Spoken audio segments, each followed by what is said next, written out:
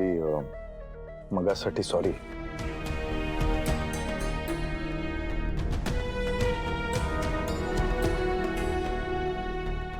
कुठे जातोय आपण आता? ऍक्च्युली तुझ्यासाठी खूप महत्वाचा आणि स्पेशल सरप्राईज प्लॅन केलंय मी. सरप्राईज? का? अगं सरप्राईज येते, कसं सांगू मी तुला. बरं त्यासाठी तुला डोळे बंद ठेवावे लागतील. डोळे बंद कर. डोळे बंद कर. तो उडू नको हा अजिबात.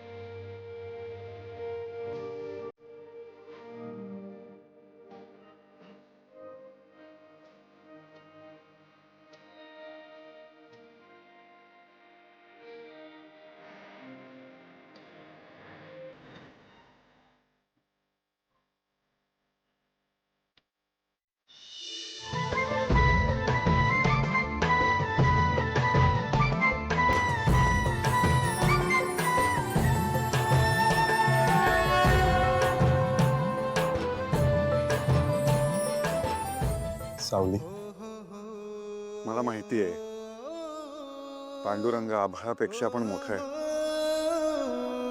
पण त्यातल्या त्यात मला जेवढं जमलं तेवढं मी आज केलंय. डोळे उघड.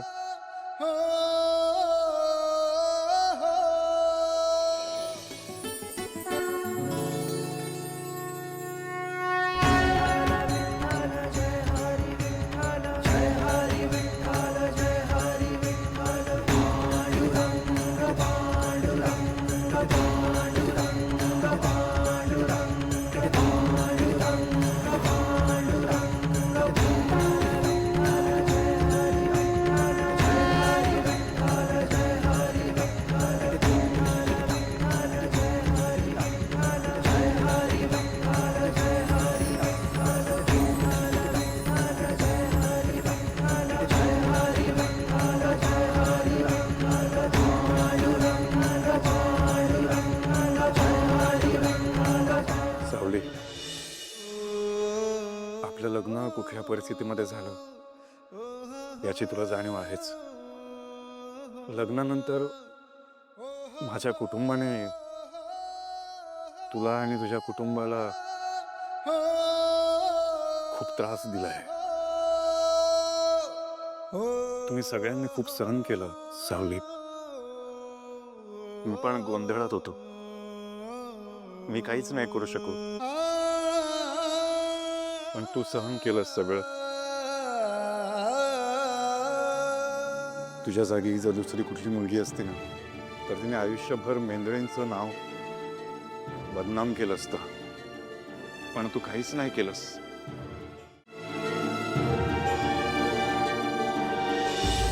मला माहिती नाही हे सगळं करून काय होईल, पण आज विठ्ठलाच्या साक्षीने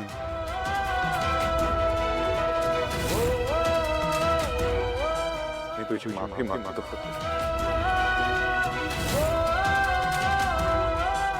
मला माफ कर सावली. नाही सारंग सर, मी हा दिवस कधीच विसरू शकणार नाही. माझं काही चुकलं का? नाही, माझ्या आयुष्यात माझ्यासाठी एवढं कधीच कोणी केलं नाही.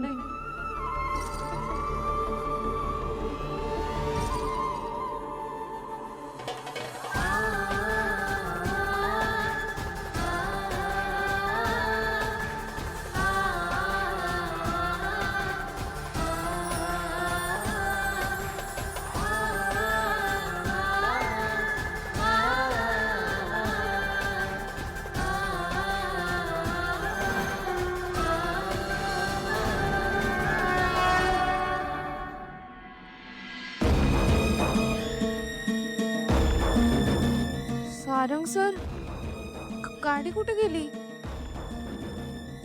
सावली, तुला मला सांगता नाही आलं नो पार्किंग मध्ये गाडी नका लावू म्हणून?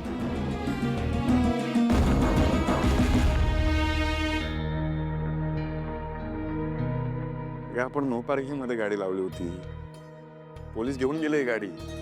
मग आता बघतो मी काय करायचं रे. हा,